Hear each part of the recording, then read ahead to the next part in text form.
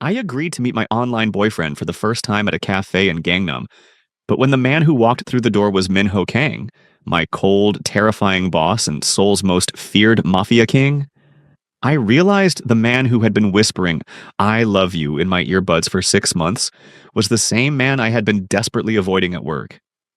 And from the darkness in his eyes, he was not planning to let me run anymore. Before we dive into this twisted, emotional love story, if you are obsessed with forbidden romance, online love turning into real life danger, and mafia bosses who fall dangerously hard, smash that like button, drop a comment telling me if you would have run or stayed, and subscribe so you never miss these addictive mafia romance tales. Now, let us begin. 6 months ago, I was drowning.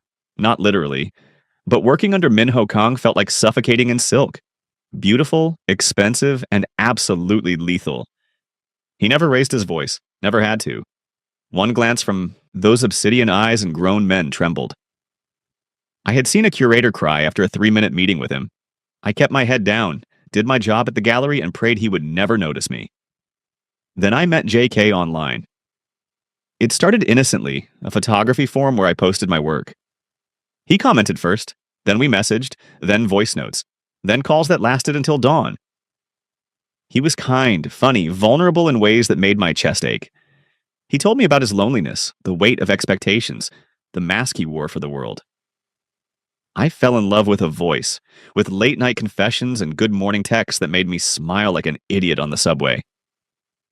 "Meet me," he had finally said last night. "I need to see you, Aaliyah. I need to know if this is real."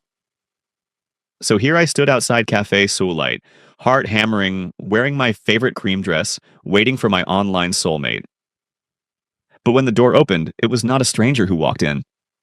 It was Min Ho, tailored black suit, dragon tattoo, curling up his neck, eyes that had haunted my nightmares now searching the room until they landed on me. And then he smiled. Not the cold CEO smile. Not the predator grin I had seen him use on Rivals. This smile was soft, nervous, real. He crossed the cafe in 4 strides, and I could not breathe. "Aaliyah," he whispered, and I heard it. The same voice that had told me I was beautiful, that had laughed at my terrible jokes, that had said he was falling for me. "No," I breathed, stumbling back. "You cannot be." He showed me his phone. The screen name glowed back at me. JK Seoul 1990. Every message, every confession, every "I think I am falling in love with you." "Hello, my Aaliyah," Min Ho said quietly, reaching for my hand. "I have been waiting 6 months to touch you." I ran. Through the cafe door into the rain-soaked streets of Gangnam, my heels splashing through puddles as my mind screamed, "Lies, lies, lies." But he caught me. Of course he did. His hand wrapped around my wrist, not rough but firm, spinning me into the shelter of a closed shop front. Rain poured around us, but all I could feel was the heat radiating from his body. The way his chest rose and fell like he had been chasing me for miles, not meters. "Let me go," I choked out, hating how my voice cracked. "No!" His thumb brushed my racing pulse. "Not until you listen." "You lied to me. You have been my boss this whole time, watching me, playing some sick game?" "I did not know it was you." His voice broke, raw and desperate. When I first messaged that photographer online, I had no idea she was the quiet girl in my gallery who looked at me like I was a monster. I stared at him, rain dripping from his perfect face. His usually controlled expression shattered into something painfully human. "When did you know?" I whispered. 2 months ago." His hand moved to cup my face, and I hated how I leaned into it. "Your voice note. You were laughing about something your coworker said, and I heard. That same laugh echo through my gallery wall. I almost broke my phone." "Why did you not tell me?" "Because you loved JK." His forehead pressed against mine. "You loved the man who was not your terrifying boss, the man who was not connected to blood and violence, and I was selfish enough to keep being him." Thunder cracked above us. "I am still him, Aaliyah. The man who knows you hate mornings but loves sunrise. Who knows you cry at animal videos. Who stayed up all night when you had the flu, just talking to you through the phone." His voice dropped to a whisper. I am still the man who is in love with you. My breath hitched. But you are also Minho Kang, I said. The Mafia King. Yes. He did not flinch. And that is the man who will burn this city down before he lets anyone hurt you. I should have run again. Should have blocked his number, quit my job, disappeared into the chaos of Seoul's millions. Instead, I let him drive me home. His car smelled like leather and his cologne, the same scent that now made my stomach flip instead of churn with anxiety. We sat in silence, the city lights blurring past, my mind a war zone.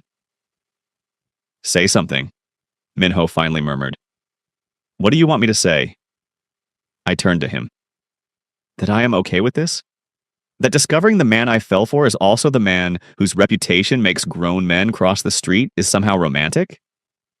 No. His jaw tightened. I want you to say you felt it too. That every time we passed each other in the gallery, something sparked. That you hated how you noticed when I wore a new tie or how your heart jumped when I said your name. I bit my lip because he was right. God help me, he was right. It does not matter what I felt, I said quietly. You are dangerous, Minho. Your world is not mine. I would never let it touch you. You cannot promise that. He pulled over abruptly, the car idling on a quiet street.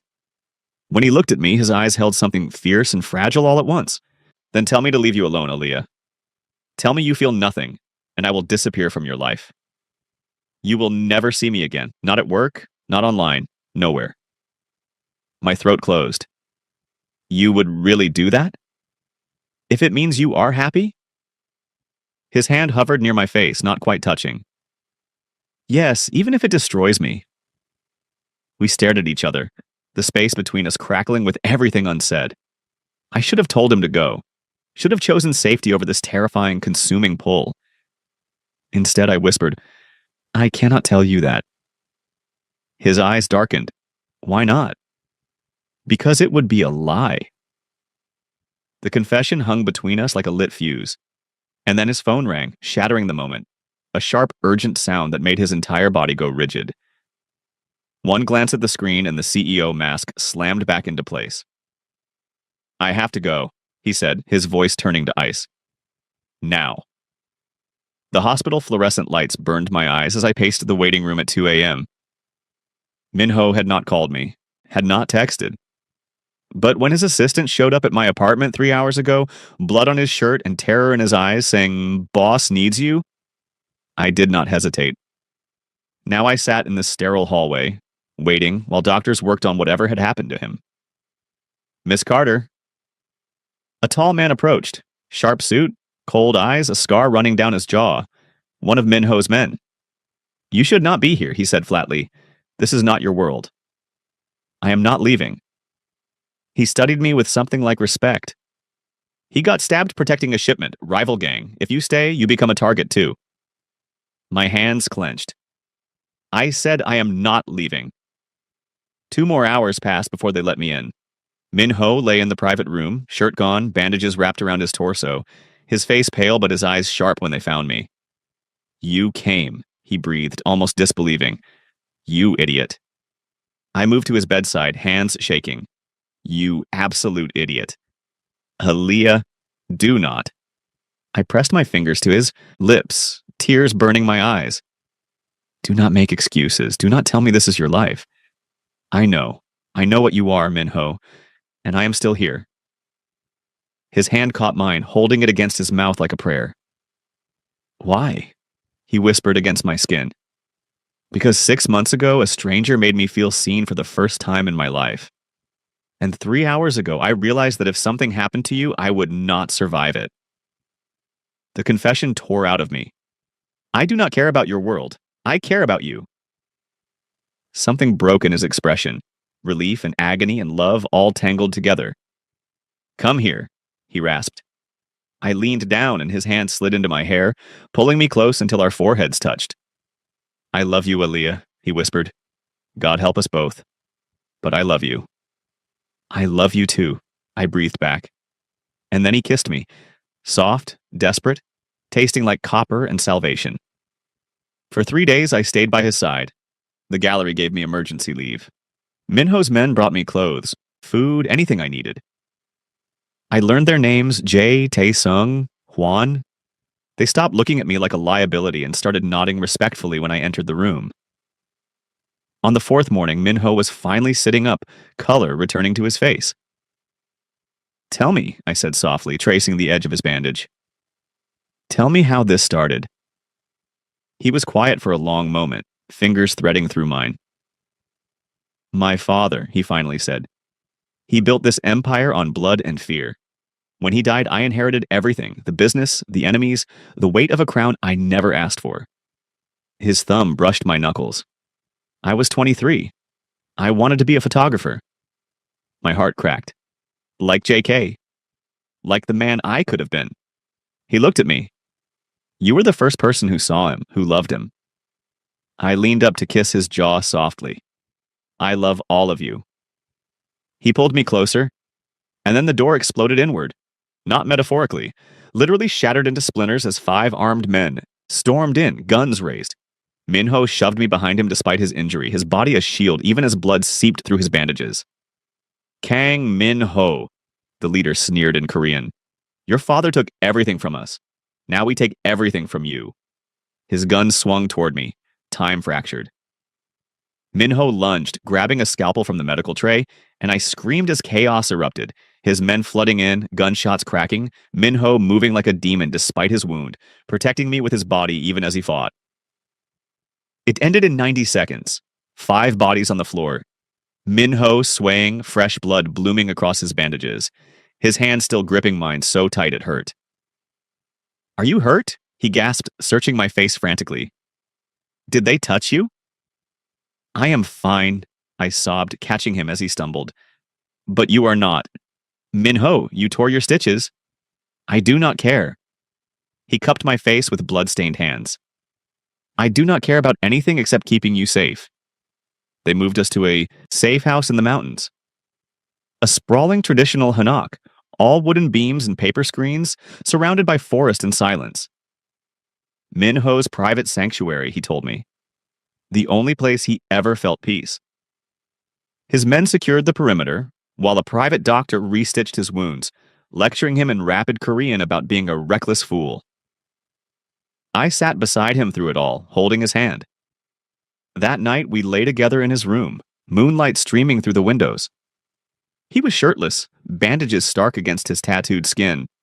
The dragon that wound up his ribs, the Korean characters over his heart that I now knew meant freedom. "Tell me something JK never told me," I whispered, tracing the ink carefully. He smiled, that soft, real smile that still made my heart skip. "I was terrified the first time I heard your voice." Terrified? Because it was the most beautiful sound I had ever heard, and I knew I was already in too deep. His fingers drew patterns on my back. I used to sit in my office and listen to your laugh echoing from the gallery floor, hating that I could not be the one making you smile. "You made me smile every night," I said, "as JK. And now, as Minho?" I looked up at him. "Now you make me feel alive." He kissed me then, slow and deep and achingly gentle, like I was something precious he was afraid to break. His hand cradled my face, thumb brushing away tears I had not realized were falling. "I want forever with you," he murmured against my lips. "I want morning coffee and late-night conversations and your terrible singing in my shower. I want the life my father's choices stole from me." "Then take it," I breathed. "Take it with me." Something shifted in his eyes. Hope, fierce and fragile. "It will not be easy, Aaliyah. My enemies will come. My past will haunt us. Then we will face it together." He pulled me closer until I was draped across his chest, his heartbeat steady beneath my ear. "Together," he repeated like a vow, and for the first time since this chaos began, I felt safe. What would you sacrifice for a love that could destroy you? Let me know your thoughts in the comments, and do not forget to like and subscribe for more. The betrayal came from inside. Jay, one of Minho's most trusted men, had been feeding information to the rival gang for months. And worse, he had been the one who told them about me. We discovered it when Minho's tech specialist traced the leak. The evidence was damning. undeniable. But the real damage came when Jay played his final card. He leaked photos to every major news outlet in Seoul. Pictures of me and Minho together, my face clear as day. Headlines screamed, Mafia King's secret girlfriend. Gallery worker entangled with underworld boss. Who is Kang Min-ho's mystery woman? By morning, my entire life was exposed. My phone would not stop ringing. News vans parked outside my apartment. My family called, terrified and confused. My friends sent messages asking if it was true, if I was safe, if I had lost my mind. And through it all, Min-ho was silent. He stood at the window of the safe house, back rigid, hands clenched into fists. Say something, I finally whispered. I should have protected you better. His voice was hollow. This is exactly what I feared. Your life destroyed because of me. My life is not destroyed. Look at your phone, Aaliyah. He spun around and the anguish in his eyes gutted me. Look at what I have done to you. You cannot go back to normal now.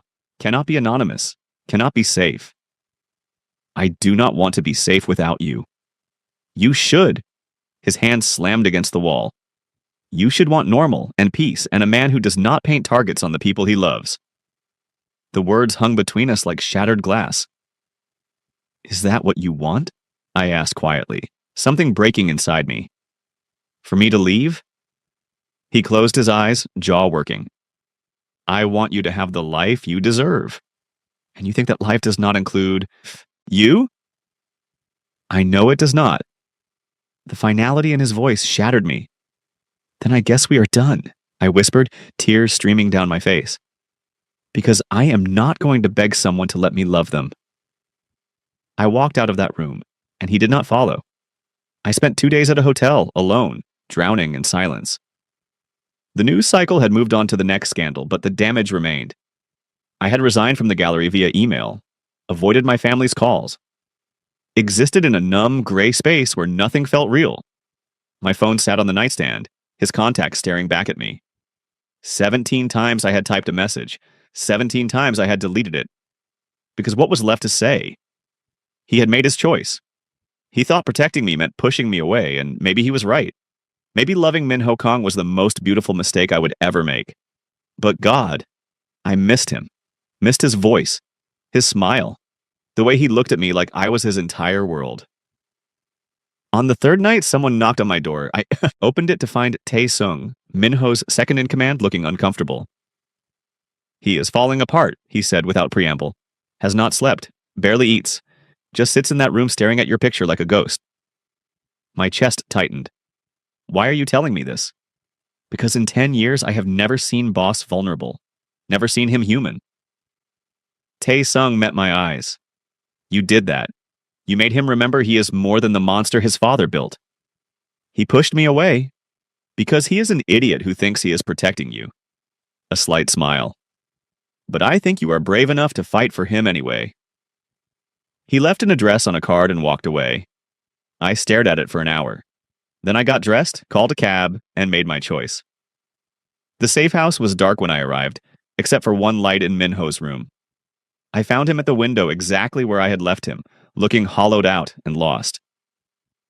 Aaliyah, he breathed, spinning around. What are you? I am choosing you, I said, firmly. I am choosing danger and chaos and a life that terrifies me, because none of it matters without you. His eyes glistened. You deserve better. I deserve to make my own choices, and I choose you, Min-ho. All of you. He crossed the room in 2 strides and pulled me into his arms, holding me like I was the only thing keeping him alive. 6 months later, I stood outside a different cafe in Gangnam, phone in hand, smiling at the message on my screen.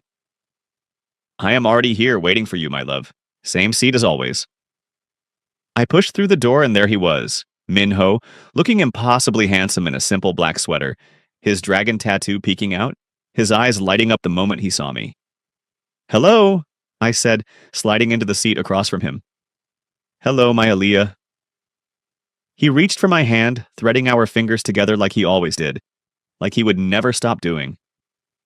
So much had changed. Minho had slowly, carefully begun transitioning his empire into legitimate businesses, art imports, galleries, real estate. It would take years, maybe decades, to fully wash away his father's legacy. But he was trying. For me, for us, for the life we were building. I had started my own photography business, something I had always dreamed about. Minho was my most enthusiastic supporter, and occasionally my model, though he complained every time. We still faced whispers, stares, the occasional threat from someone who wanted revenge for old wounds. But we faced it together. Do you remember the first time we sat here? Minho asked softly, thumb brushing my knuckles. When I tried to run from you. When I realized I could not live without you. He lifted my hand to his lips. Best day of my life. Even though I called you a liar? Especially because of that. His smile turned mischievous. You were the first person brave enough to challenge me. I laughed, the sound echoing through the cafe just like it had 6 months ago when everything had shattered and rebuilt itself into something stronger.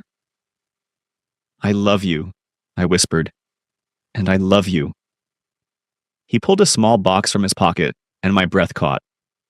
Which is why I am asking you, Aaliyah Carter, to marry a reformed mafia king and spend forever teaching him how to be human. The ring inside was simple. Perfect us. Yes, I breathed, tears streaming down my face. Yes, yes, yes. He slipped the ring on my finger, then pulled me across the table to kiss me. Soft, sweet, full of promise. Outside, Seoul blazed with life. Inside, we had found our peace. If this story touched your heart, hit that like button. Tell me in the comments if you believe in second chances and dangerous love, and subscribe for more emotional mafia romance tales that will leave you breathless.